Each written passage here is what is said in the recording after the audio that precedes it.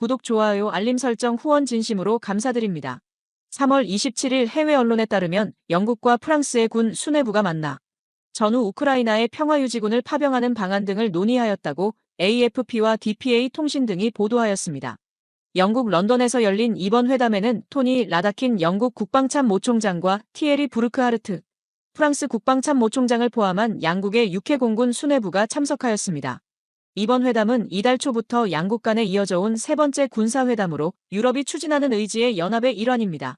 의지의 연합은 전후 우크라이나의 평화 유지를 목적으로 프랑스와 영국이 주도하는 자발적 국제연합체입니다.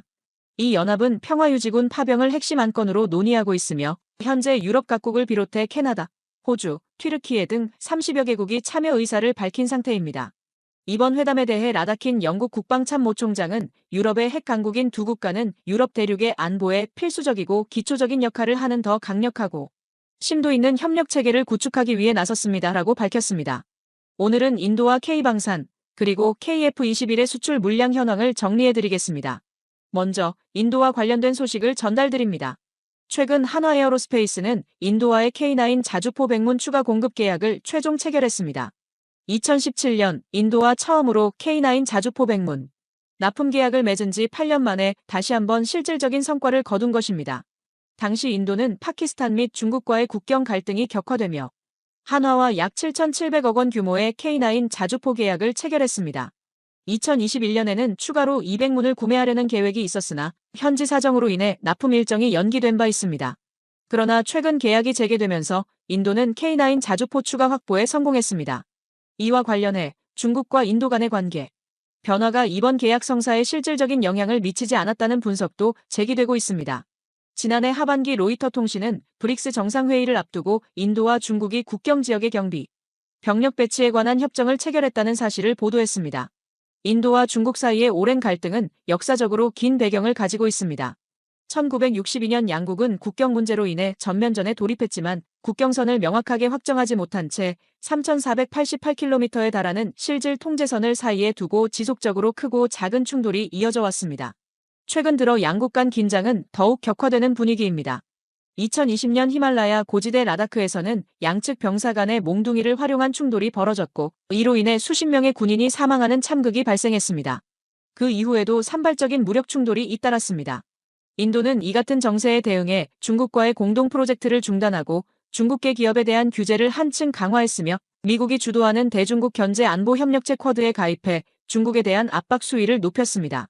이후 양국은 군사적 긴장 완화를 위해 외교 및 군사 채널을 통한 협의를 여러 차례 이어갔고 브릭스 정상회의를 앞두고는 라다크 지역에서의 순찰 방식 조정에 합의했습니다. 인도 유력 일간지 타임스 오브 인디아는 양국이 국경 분쟁 지역에서 병력을 철수하는 절차를 시작했다고 전했습니다. 보도에 따르면 인도군 소식통은 양국이 라다크 동부의 뎁산과 댐초크 지역에 배치된 병력을 단계적으로 철수 중이며 병력 이동 및 군사시설 해체에는 약 일주일이 소요될 것으로 보인다고 밝혔습니다. 표면적으로는 인도와 중국이 원만한 합의에 도달한 것처럼 비춰지지만 실제로는 그렇지 않은 부분도 있습니다. 중국은 접경 지역에 배치했던 대규모 전투기 전력을 후방으로 옮겼으나 아직도 인도와 인접한 지역에 인도를 겨냥한 전투기를 다수 남겨두고 있는 상황입니다. 이에 따라 인도는 한국산 K9 자주포를 추가로 도입하기로 결정했으며 최근에는 대한민국산 전투기 대량 구매를 진지하게 검토 중입니다. 인도 국방장관은 인도 공군이 운용할 신형 전투기가 현재 보유량보다 최소 200기 이상 더 필요하다고 언급했습니다. 발표에 따르면 기존 미국산 전투기를 대체할 최신형 전투기 200여 기가 추가로 필요하며 KF-21 전투기와 같은 지상 및 공중 공격이 가능한 4.5세대 다목적 전투기를 선호한다고 설명했습니다. 인도 국방장관의 발언을 종합해보면 한국의 KF-21 전투기는 인도가 필요로 하는 최신 전투기 조건을 전부 갖춘 것으로 평가됩니다. 인도 공군은 현재 운영 중인 프랑스산 라팔 전투기 약 30대로는 충분한 전력을 확보하기 어렵다고 판단하여 새로운 세대의 전투기 도입을 적극적으로 추진하고 있습니다. 국방장관이 언급한 차세대 전투기 요건은 대한민국의 KF-21이 제시하는 사양과 대부분 일치하는 것으로 확인됐습니다. 아울러 인도 공군 참모총장은 자국 최대 일간지와의 인터뷰에서 자국산 전투기가 외국산에 필적하는 성능과 신뢰성을 확보해야 한다고 강조하며 국내에서 생산된 무기라 하더라도 적의 위협에 대응할 수 없다면 전투 장비로서 무의미하다는 입장을 밝혔습니다. 인도의 이 같은 군사전략 변화에 따라 중국 정부와 관영 언론은 KF-21 전투기의 동향을 면밀히 분석하며 경계하는 태도를 보이고 있습니다. 중국 국영 매체는 KF-21 시제 1호기부터 6호기까지의 시험 비행이 모두 완료되었고 블록2 모델의 개발이 순조롭게 진행 중이라는 점을 들며 인도가 해당 전투기를 실전 배치를 염두에 두고 도입할 가능성을 언급했습니다. 국내에서는 인도 공군 참모총장의 한국 방문 결과가 철저히 비공개로 유지되고 있어 관련 내용에 대한 궁금증과 관심이 커지고 있는 상황입니다. 양국 간의 KF-21 관련 논의는 외부에 공개되지 않았지만 놀랍게도 한국 언론보다 먼저 중국 언론이 나서서 인도의 KF-21 도입 가능성을 대대적으로 보도했습니다. 그 후 인도와 한국은 빠르게 협상에 이르렀고 인도는 한국산 K9 자주포 100문을 추가로 구매하는 계약을 최종적으로 체결했습니다. 중국은 한국의 K9 자주포와 KF-21 전투기가 인도 중국 국경 인근에 배치될 가능성을 매우 민감하게 받아들이고 있으며 인도 국방부 고위 인사와 한국 관계자 간의 접촉에도 예민한 반응을 보이며 즉각 보도에 나섰습니다. 특히 인도군이 중국과 인접한 국경 지역에 K9 자주포를 배치한 직후 중국은 한국 무기의 확산에 대해 강한 경계심을 드러내기 시작했습니다. 이 같은 상황 속에서 인도 국방부는 중국을 견제할 차세대 무기 파트너로 한국을 최우선으로 고려하고 있으며 이를 통해 신뢰도 높은 협력 관계를 구축하고자 하고 있습니다. 인도의 주요 언론 역시 현재 인도가 선택할 수 있는 현실적이며 신뢰할 만한 유일한 전투기 대안이 바로 한국의 KF-21이라는 점을 집중 조명하고 있습니다. 또한 인도 국방 전문가들 역시 KF-21의 양산 일정을 고려할 때 한국 전투기에 대한 기대감이 높아지고 있으며 인도는 정비가 간편하고 성능 대비 가격 경쟁력이 뛰어난 전투기를 선호하고 있어 결국 이 모든 조건을 충족시키는 전투기는 한국밖에 없다는 결론에 도달한 상태입니다. 실제로 인도가 도입한 K9 자주포에 대해 한국은 체계적인 정비 및 관리 시스템을 제공하며 우수한 성능을 꾸준히 유지해왔습니다. 이에 인도는 2026년 KF-21 전투기의 본격적인 양산 시점까지 현재 운용 중인 라팔 전투기 30대를 통해 공군력을 유지하고 이후 KF-21 인도를 받기로 결정했습니다. 또한 인도 정부와 군의 다양한 조건을 충족시키는 동시에 성능과 가격 측면에서 경쟁 우위를 확보한 유일한 국가로 한국이 인정받고 있다는 평가도 나오고 있습니다. 국내외 방산 전문가들 역시 KF-21 전투기가 틈새 시장에서 약 300에서 400대가 수출될 수 있는 높은 잠재력을 지닌 기체라고 분석했으며 T-50 훈련기와 FA-50 경공격기 수출 실적이 이를 뒷받침하고 있다고 밝혔습니다. 한국은 세계 군용기 시장에 진출한 지 10년도 채 되지 않아 7개국에 200대 이상의 국산 항공기를 판매하며 인상적인 성과를 올렸습니다. KF-21 개발을 이끄는 방위사업청과 한국항공우주산업 카이는 동남아, 중남미, 유럽 등을 핵심 수출 시장으로 설정하고 이에 맞춘 전략을 수립 중입니다. KF-21의 해외 수출과 관련된 구체적인 계약 내용은 아직 공개되지 않았으며 현재의 KF-21 블록에는 미국산 엔진이 장착되어 있어 수출 제한 범위에 대한 정확한 예측은 어려운 상황입니다. 하지만 인도는 이미 다수의 미국산 무기를 보유 운용하고 있으며 미국의 우방국에 속하기 때문에 한국산 KF-21 전투기의 인도 수출 가능성이 매우 높은 것으로 분석됩니다. 현재 미국과의 협력 관계는 한국 전투기 수출 전략에서 가장 중요한 요소 중 하나로 간주되고 있습니다. KF-21은 대한민국이 독자적으로 개발한 첫 차세대 전투기로 이 정도 수준의 첨단 기술력을 갖춘 기체가 빠르게 작전 운용 평가를 마치고 양산 단계에 진입한 사례는 드문 일이며 한국이 거의 유일한 사례로 꼽힙니다. 전 세계 전투기 시장에서 미국이 여전히 우위를 점하고 있지만 일부 분야에서는 한국이 앞서기 시작하고 있는데요. 후발주자였던 한국이 이처럼 짧은 기간 내에 전투기 기술을 급속히 발전시킨 사례는 국제적으로도 보기 드문 경우입니다. 대한민국의 빠른 기술 향상은 세계적인 관심을 끌고 있으며 한국은 국산화율을 높이기 위한 노력을 가속화하면서 특히 무장 시스템과 같은 핵심 기술 확보를 최우선 과제로 설정하고 있습니다.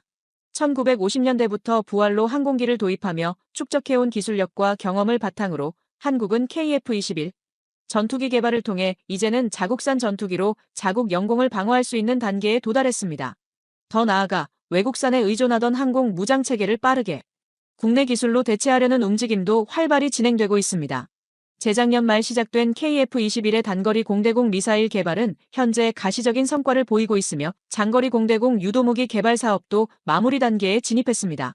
한국은 이 무기 체계에 세계 최고 수준의 기술을 접목하겠다는 계획을 밝힌 바 있으며 국방과학연구소 ADD가 개발한 KF-21의 능동전자주사 A사 레이더와 연동해 완전한 국산 무장 플랫폼 구축을 목표로 하고 있습니다. 사실 전투기의 핵심 구성 요소는 고기동성과 무장 능력입니다. 무장이 결여된 전투기는 단순한 항공기에 불과하며 본연의 전투 기능을 수행할 수 없습니다. 이에 따라 국방과학연구소는 KF-21의 무장, 최적화 및 완전한 국산화를 핵심 과제로 설정하고 개발을 이어가고 있습니다. 실제로 국산 전투기 KF-21 보람에는 공중 미사일 발사 시험에 성공했으며 최근 남해 상공에서 공대공 및 공대지 유도탄 시험을 비공개로 실시하며 무장 시스템의 신뢰성을 확인했습니다. 오늘은 KF-21에 탑재되는 무기체계가 얼마나 원활하게 개발되고 있는지, 그리고 왜 대한민국의 군사력이 강력하다고 평가받는지를 짚어보겠습니다. KF-21은 국내 군사기술을 바탕으로 설계된 첨단 무기를 탑재함으로써 현대 전장에서 요구되는 전투기 무장 역량을 크게 강화시켰습니다. 한국의 무장 기술이 빠르게 향상되면서 주변국들의 경계와 견제가 점차 노골화되고 있는 상황입니다. 그들은 이제 대한민국이 개발한 KF-21 보람의 무장 체계를 인정하지 않을 수 없는 현실에 직면했습니다. 현대전에서는 제공권을 확보하기 위해 한 발의 미사일에 수십억 원을 투자하는 것이 일반적인 전략입니다. 국산 초음속 전투기 KF-21은 매의 발톱처럼 날카롭고 적에게 강한 위협을 가할 수 있는 고성능 미사일을 장착해야만 합니다. 그리고 그 무장의 성능이 철저히 검증되어야 KF-21의 수출 경쟁력이 강화될 뿐 아니라 한국 공군의 전력 또한 획기적으로 향상될 수 있습니다. 이러한 배경 속에서 KF-21 전투기에 장착될 장거리 공대지, 유도무기, 일명 한국형 타우러스가 개발되고 있습니다. 이 무기는 기존 타우러스 미사일과 비슷한 성능을 갖도록 설계되었으며 최소 500km 이상의 사거리를 보유할 것으로 예상됩니다. 이로 인해 한국 대전 지역 상공에서 이륙한 KF-21 전투기가 곧바로 북한 평양을 정밀하게 타격할 수 있는 공대지 작전 능력을 갖추게 되었습니다. 한국이 독자 기술로 개발 중인 최초의 공중 발사형 유도무기에 타우러스라는 명칭이 붙은 이유는 단순한 외형 유사성 때문만은 아닙니다. 유럽 방산업체 MBDA는 한국의 공중 발사, 유도무기 기술이 이미 성숙 단계에 이르렀다고 판단하고 공동 개발을 먼저 제안한 바 있습니다. 그러나 한국은 이미 충분한 기술력을 갖추고 있었기 때문에 독일과의 협력 대신 독립적인 개발 방식을 택했습니다. 독일산 KEPD-350 미사일은 벙커버스터로 불리며 지하 깊숙한 목표물까지 파괴할 수 있는 미사일로 널리 알려져 있습니다. 이 미사일은 고도 3000m 상공에서 중력 가속을 이용해 지상의 표적을 정밀 타격하고 최대 6m 두께의 철근 콘크리트를 뚫은 뒤 내부에서 폭발을 일으키는 구조입니다. 한국형 타우러스 또한 이와 같은 수준의 강력한 파괴력을 갖춘 무기로 개발되고 있습니다. 이제 한국은 세계 최고 수준의 벙커버스터급 미사일을 자체 기술로 개발하기 시작한 것입니다. KF-21에 장착될 예정인 이 미사일은 차세대 국산 무기로 사거리가 1000km를 초과하더라도 자동 항법 기능을 통해 조종사 개입 없이도 정확히 표적을 타격할 수 있도록 설계되었습니다. 이 첨단 유도무기는 최신형 전자 시스템을 탑재하고 있으며 폭발력과 엔진 출력이 향상되었음에도 불구하고 우수한 기술력으로 전체 무게를 획기적으로 경량화하는 데 성공했습니다. 이처럼 한국 공군은 KF-21 보람의 전투기에 초장거리 미사일을 장착함으로써 중국의 주요 도심을 빠르게 공격하고 타격할 수 있는 전력을 확보하게 되었습니다. KF-21의 작전 능력을 향상시키기 위한 가장 효과적인 방안은 경쟁 기종을 뛰어넘는 고성능 국산 미사일을 장착하여 무장 체계를 한층 강화하는 것입니다.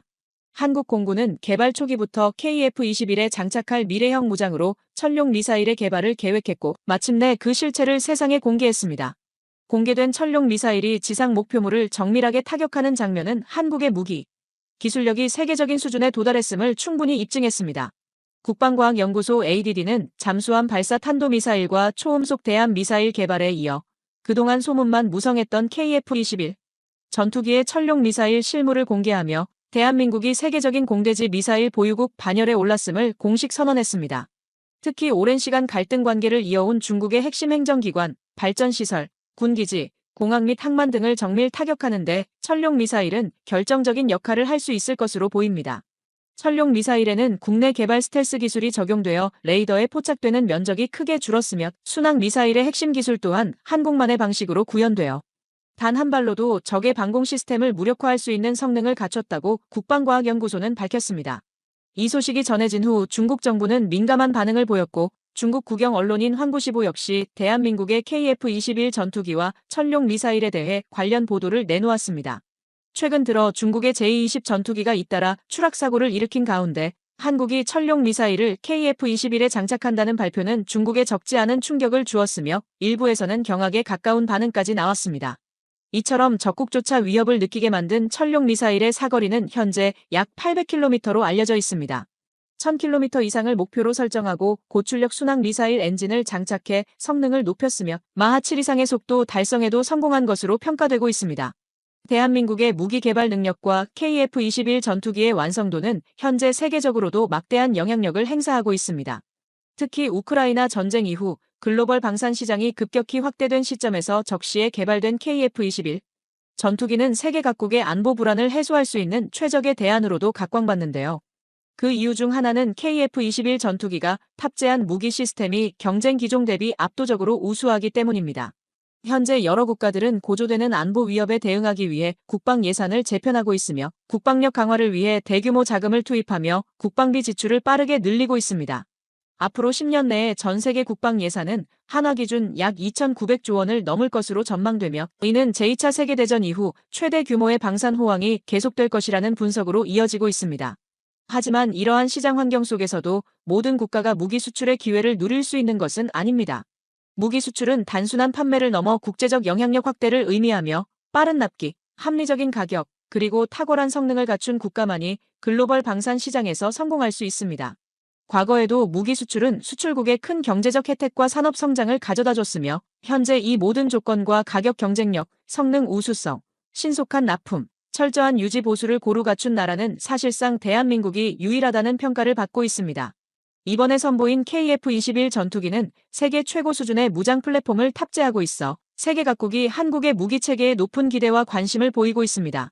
그 사이 많은 어려움이 있었고 특히 반대의 목소리가 상당히 거셌습니다. 전반적인 개발에 소요되는 예산과 시간을 고려했을 때 단기간에는 전투기와 무장을 함께 수입하는 것이 더 경제적이라는 판단이 지배적이었기 때문입니다. 하지만 자주 국방을 포기하는 순간 단순히 기술 자립의 문제를 넘어 정치적 경제적으로도 미국이나 타군사, 강국에 영구적으로 의존할 수밖에 없는 상황에 놓이게 됩니다. 실제로 KF-21 개발 과정에서 대한민국은 미사일 관련 문제로 미국의 압박을 직접 경험한 바 있습니다. 한국이 KF-21에 자체 개발한 A사 레이더와 항전 장비를 탑재하겠다고 발표하자 설계 초기부터 협의돼 있던 AIM-120 중거리 공대공 미사일 제공 약속을 미국이 일방적으로 철회하겠다고 통보한 것입니다.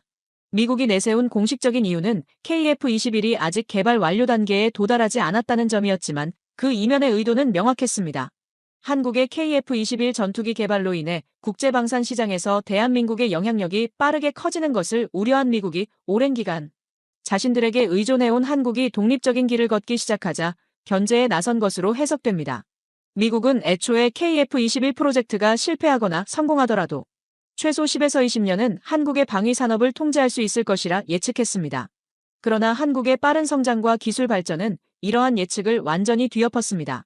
한국이 미국의 가장 가까운 동맹이라는 사실은 변함없지만 기술 강국으로서 받는 미국의 간접적인 압박과 견제는 하루 이틀 일이 아니었습니다.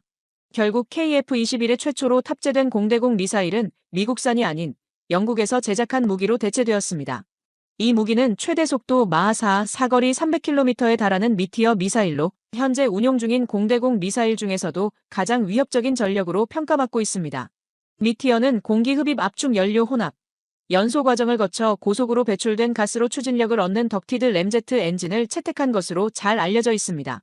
기존의 고체 연료 방식보다 훨씬 긴 사거리를 자랑하며 장거리에서도 지속적인 고속 비행이 가능해 가장 위력적인 공중 무기로 간주되고 있습니다. 미티어 미사일이 도입되면서 한국은 기존의 단거리 공대공 무기 역시 미국산이 아닌 독일제 IRIS-T로 교체하게 되었습니다. 같은 유럽산 공대공 미사일로 무장 체계를 일원화한 셈입니다. 결과적으로 KF-21 전투기에 유럽산 무기를 중심으로 한 무장 시스템을 구축하려는 흐름이 본격화되자 미국 역시 통합을 허용하며 한 발 물러날 수밖에 없었습니다. 초기 개발 단계에서 미국 정부는 KF-21이 미국의 지원 없이는 실패할 것이라며 비판했지만 전투기의 성능이 입증되자 결국 미사일 수출 허가를 승인할 수밖에 없었습니다. 미국, 영국, 독일의 무기 체계를 모두 융합함으로써 KF-21은 방산 역사에서 유례없는 확장성을 갖춘 전투기로 평가받고 있으며 각국이 자국의 작전 환경과 군사 전략에 맞게 선택적으로 도입할 수 있는 기반이 마련되었습니다. 이로 인해 KF-21은 세계 전투기 시장에서 점점 더 그 존재감을 공고히 하고 있습니다. 특히 한국은 북한과의 지속적인 군사적 긴장을 유지하고 있는 국가로서 전자장비, 자주포, 미사일 등 지상전을 중심으로 하는 전력 개발에 집중해 왔습니다. 아울러 대규모 병력을 장비시키기 위한 대량 생산 시스템을 유지하며 유사시를 대비한 철저한 방위 계획을 세워왔습니다. 여기에 강력한 화력을 기반으로 한 무기 시스템 구축이 한국 무기의 전투력을 세계 최고 수준으로 끌어올리는 데 핵심적인 역할을 했습니다. 화력의 나라라는 수식어가 한국을 설명하는 이유도 여기에 있습니다. KF-21의 뛰어난 무장 성능뿐만 아니라 현재 개발 중인 한국형 핵탄두 미사일로 불리는 현무5의 압도적인 위력 역시 전 세계를 놀라게 하고 있습니다. 또한 한국은 2200대 이상의 전차와 1만 1000문이 넘는 포병 전력을 보유하고 있으며 국토 면적에 비해 매우 강력한 지상 전력을 유지 중입니다. 과거에는 항공기술 분야에서 후발주자에 속했던 한국이 이제는 전투기 시장에서도 두각을 나타내며 강력한 경쟁력을 확보하고 있는 상황입니다. 이미 우수한 화력 기술을 갖춘 덕분에 한국의 항공 무기 체계도 빠르게 진화하고 있습니다. KF-21 전투기가 전 세계적으로 주목을 받으면서 한국의 방산 기업들은 글로벌 방산 시장에서 더욱 탄탄한 입지를 구축해 나가고 있습니다. 대표적인 예로 폴란드는 한국과 수출 계약을 체결한 지 1년이 채 지나기도 전에 FA-50 전투기를 인도받았습니다. 반면 미국은 폴란드에 F-16 전투기를 2030년에나 제공할 수 있다고 밝혔으며 이를 통해 한국 전투기의 납품 속도가 얼마나 빠른지를 알 수 있습니다. 기체 성능, 신뢰도, 납기 속도를 동시에 만족시킬 수 있는 국가는 현재로선 대한민국이 유일하다는 평가도 나오고 있습니다. 이러한 이유로 아직 생산 초기 단계임에도 불구하고 KF-21 전투기에 대한 수출 문의가 쇄도하고 있습니다. 한국은 체계적인 생산 시스템과 안정적인 공급망을 갖추고 있어 항공기 제작 및 조립 절차가 대폭 간소화되어 있습니다. 효율성을 중시하는 한국은 빠른 납기 능력뿐 아니라 KF-21의 무장 능력 향상에도 속도를 높이고 있습니다. 한국은 효율성을 최우선 과제로 삼아 국방과학연구소 ADD와 LIGNX1이 협력하여 KGGB를 개발했습니다. 이 무기는 한국 공군이 대량 보유 중인 500파운드급 무유도 폭탄을 저렴한 비용으로 정밀 유도 무기로 개조하기 위해 만들어졌습니다. 쉽게 말해 적은 예산으로도 공대지 정밀 공격 능력을 크게 강화할 수 있는 기술인 셈입니다. 한국의 미사일 기술 개발은 현재도 빠르게 진행 중이며 군용 항공기 수출 또한 순조롭게 이뤄질 것으로 기대되고 있습니다.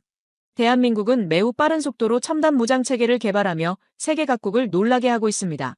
최근 전투기 시장에서는 다양한 항공 무장을 신속하게 운용할 수 있는 능력이 중요한 평가 기준으로 떠오르고 있습니다.